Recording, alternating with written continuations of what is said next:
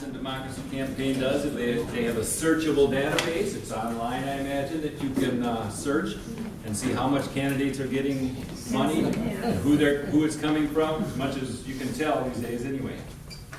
And a couple other things that the Wisconsin Democracy Campaign is responsible for in the last few years, since Mike has been there, the way I understand it. This is per Bobfest, so it's a pretty reliable source, I'm sure.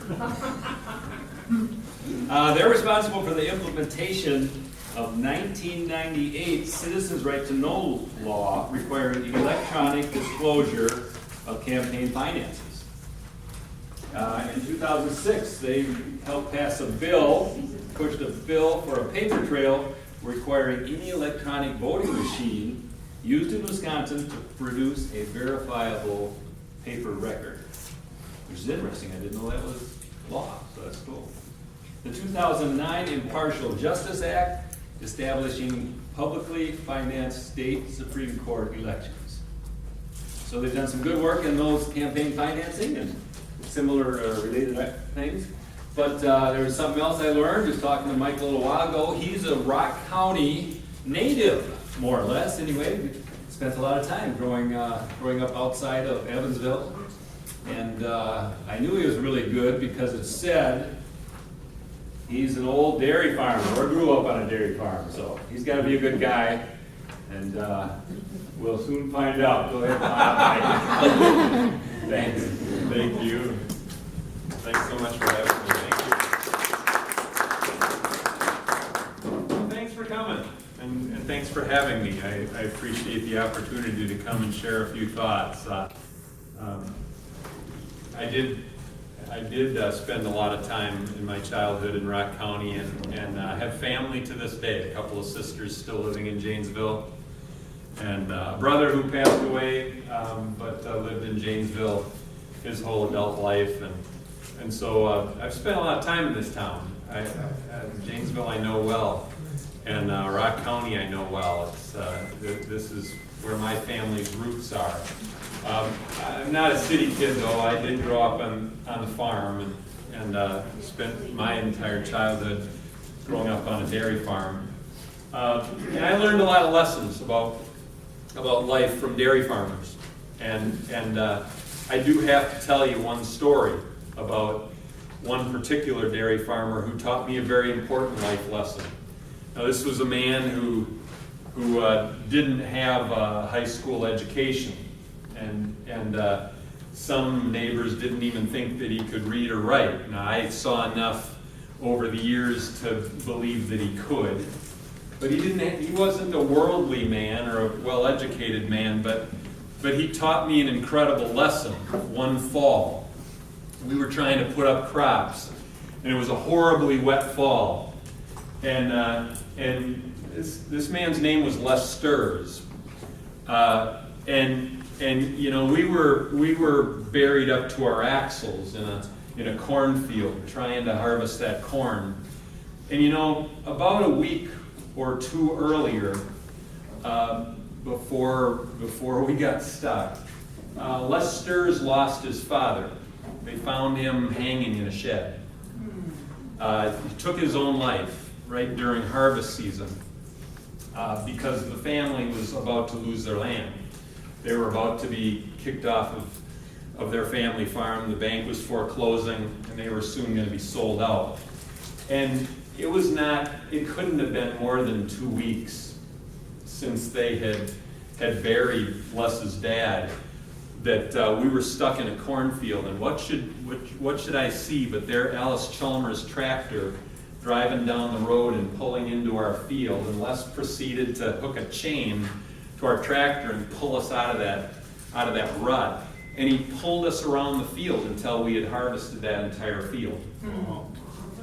And we, of course, returned that favor in the days to come because they were having as much trouble harvesting their crops as we were. Didn't seem like a very fair exchange considering the circumstances, what the family had just gone through. But you know, right then and there, to me, that was one of the most important lessons I ever learned in life. Les Sturz, not an educated man, not a teacher, But he taught me about the common good. He taught me about thinking we first instead of me first. And that's stuck with me ever since. And it has an awful lot to do with why I do the work I do now.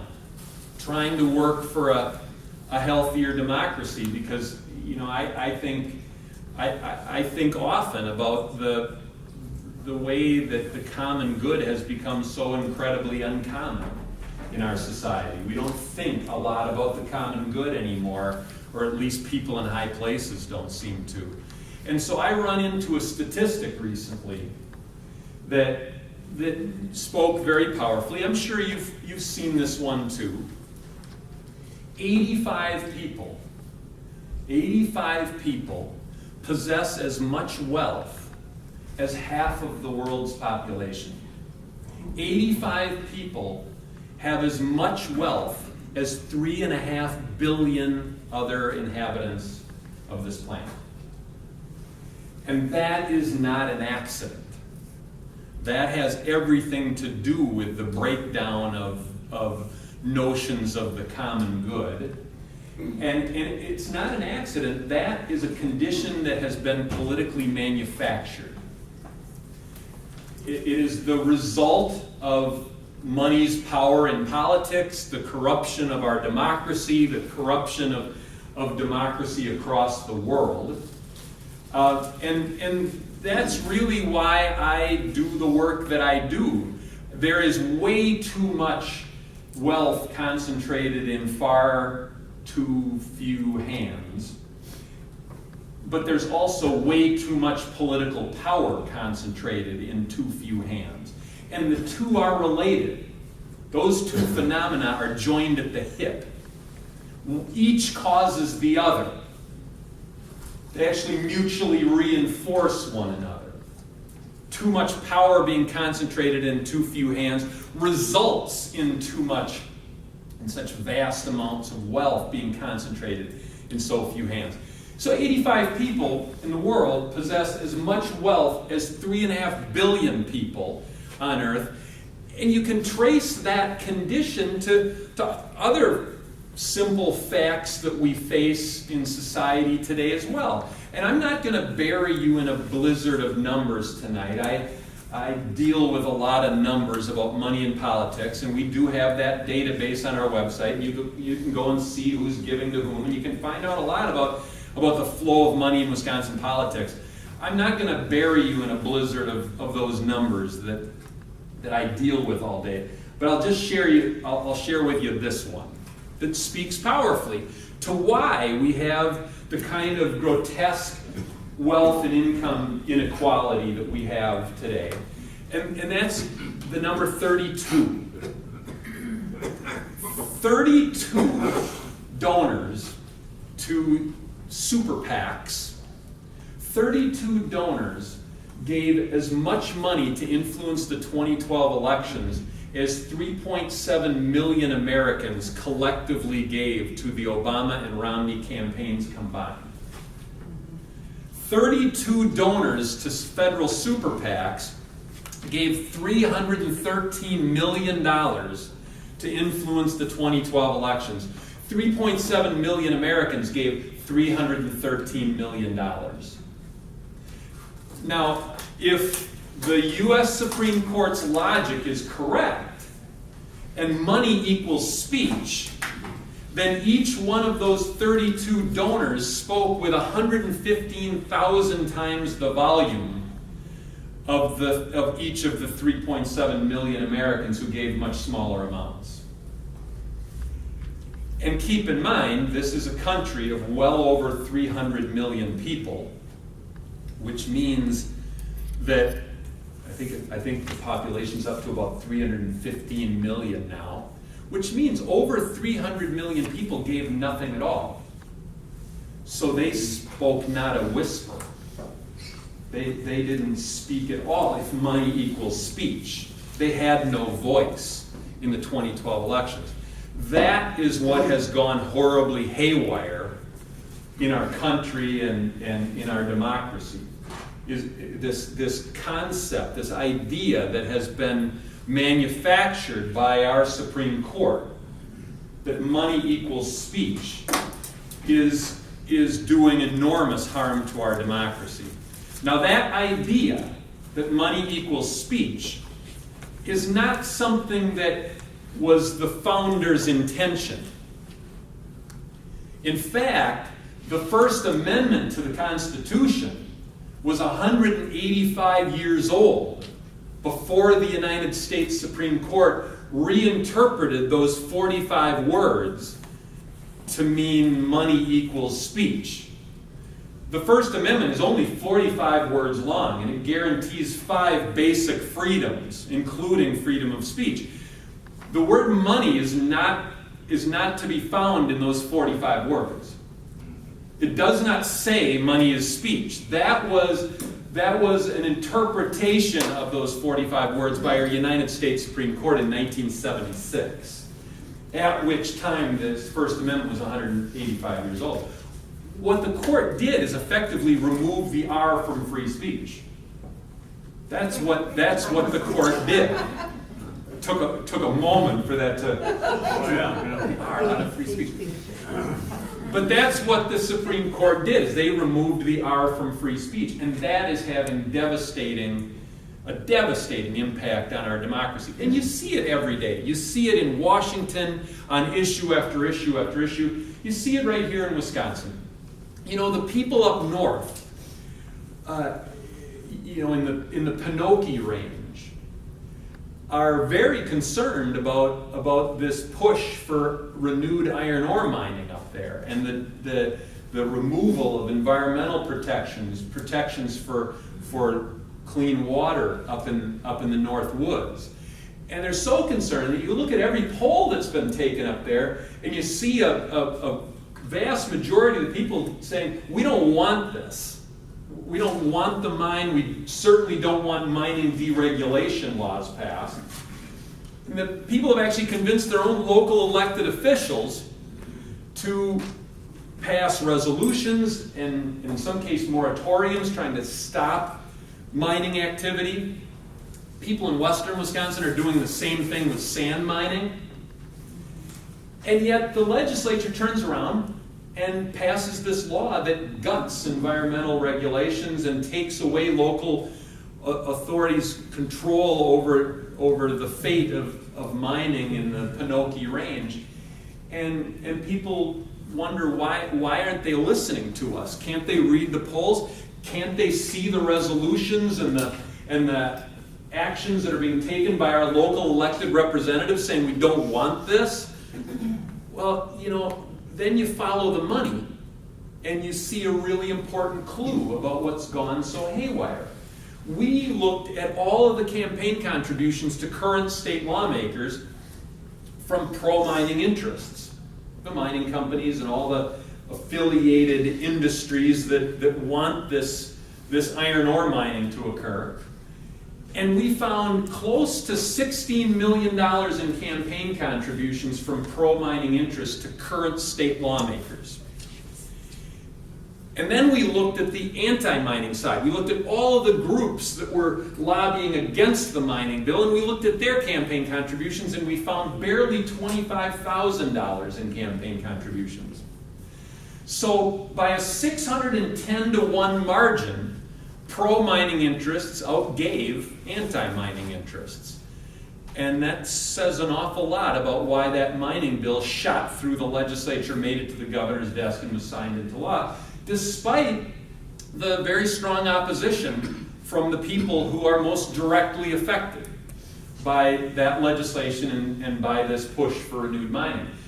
And it was very difficult for me to overlook the fact that when the sand mining legislation started to come up, and they talked about taking away the ability of local communities to have any control over dynamite blasting in their backyards, or the damage that's done to air quality or water quality or the local roads. And when legislation was crafted to take away all local control over how sand mining operations would be allowed to function, it was hard for me to overlook a 2,100% spike in contributions in 5 years. In 5 years, contributions from pro-sand mining interests shot up by 2,100%. And then you realize why this legislation is moving, and why there was this appetite for this action among state lawmakers. When again, you go out to the local communities and they're forming groups called Save Our Hills Alliance, and they're having their local boards pass moratoriums and resolutions trying to put the stops to this. And you see it on issue after issue after issue. You know, a lot of people scratch their heads and they said, why would Governor Walker turn away $800 million in federal money for high-speed rail? Why would he do that? When we pay our taxes to the federal government, why shouldn't we get some of that money back? If we turn it away, our federal tax money is just going to go to some other state to pay for their rail projects. That doesn't make any sense. And again, if you follow the money, without even looking hard, I can give you 5 million reasons why he did it. He got $5 million worth of campaign support from 2 people. Charles and David Koch pumped at least $5 million into his election efforts through Koch PAC and through their group called Americans for Prosperity. So 2 men gave him 5 million reasons to turn that money away. Because think about what the Koch brothers do. They're in the oil business. They want to keep people in cars. They don't want them riding trains. It's the same reason why you see wind energy projects being blocked. Close to a dozen different wind energy projects now that all around the state that have been obstructed. And you think, why are they doing that? Why is Wisconsin against clean energy? And then you think about who's pouring all this money into the campaigns, and you get a pretty good idea. There are millions of reasons why these policies exist. That's where the contamination of our democracy comes home and starts affecting everyday life. It's not just insider politics. It's about how government serves us or fails to serve us. And to me, the biggest single problem facing America today, the biggest of all, bigger than climate change, bigger than health care, bigger than any other problem that we face, the biggest problem that we have in America today is that people do not believe they are being represented. We're not. They do not believe that their voices are being heard, and they do not believe that their interests are being served. The second problem is that people are correct when they say that. You know what you said instinctively. When I say people don't think that they're being represented, you say, we're not. Well, people aren't stupid. They can read the handwriting on the wall. They can understand that their elected officials are ceaselessly catering to those who pour all this money into politics, and that they're not listening to us. And they're not listening to the people in western Wisconsin concerned about the disappearance of the hills on their landscape. And they're not listening to people who live up in the Iron Range and who are worried about the quality of their water. And because they've got other interests that they are catering to. And that's the biggest single problem, because it's the problem behind all of those other problems. It's where our voices don't matter as much as they should if we're going to have an actual democracy. And, so that's actually all I'm going to say about money in politics. Because when I don't think you need to say a whole lot more than the fact that there are 85 people who have as much wealth as 3.5 billion people, and that 32 people poured as much money into the elections as 3.7 million, and that 300 million gave nothing at all, and as a result don't seem to have a voice. I don't think you have to say much more than that. It encapsulates the problem. What I really want to spend the rest of my time talking about is what I think is a problem even bigger than money in politics. And that's the problem that I think is even more serious than money in politics and the cancerous effect it has on the body of democracy is our own resignation to our fate. Not mine. And maybe I'm talking to the wrong audience because you got fight in you. We're here. And you're here. You took time out of an evening to care, and I thank you for that. But so many of us have grown resigned to the fact that this is too big for us, or that we can't possibly effectively fight the Koch brothers. And that's what I think we have to attack. We have to attack it within ourselves, but then we have to also attack it when we find it in our neighbors and our family members and our friends. Because I think it's that resignation that there's really nothing we can do about this that I think is the most poisonous problem of all. And you know, I believe that we should amend the Constitution. I'll say that right up front. I believe that we should amend the Constitution to reverse the effects of Citizens United and other related decisions. I think we should amend the Constitution to say that money is not speech, corporations are not people, public offices are not commodities to be sold on some open market. We should amend the Constitution to say that. But having said that, there is so much we can do to reverse these effects without amending the Constitution, without passing a single law. There is so much that we have the power to do, and we're not doing it.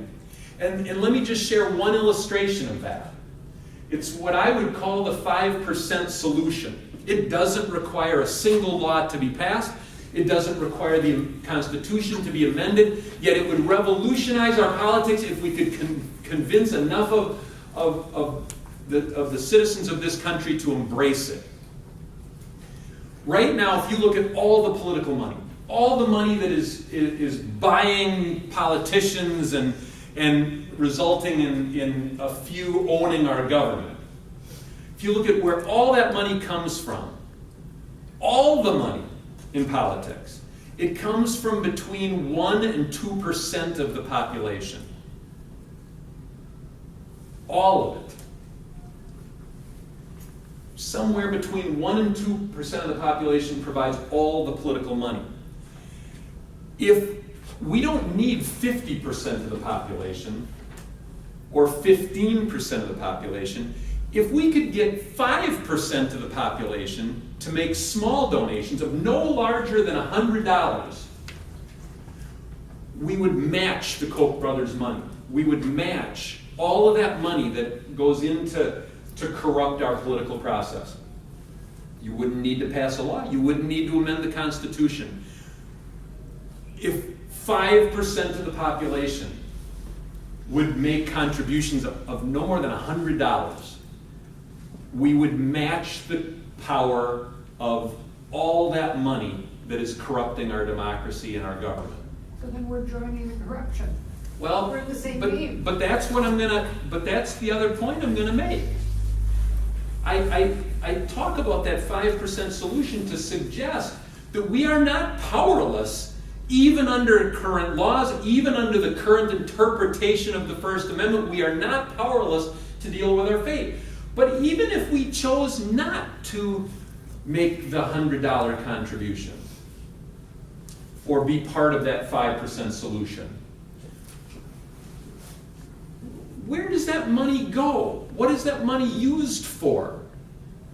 Mostly goes to TV ads, to put a message in front of the eyeballs of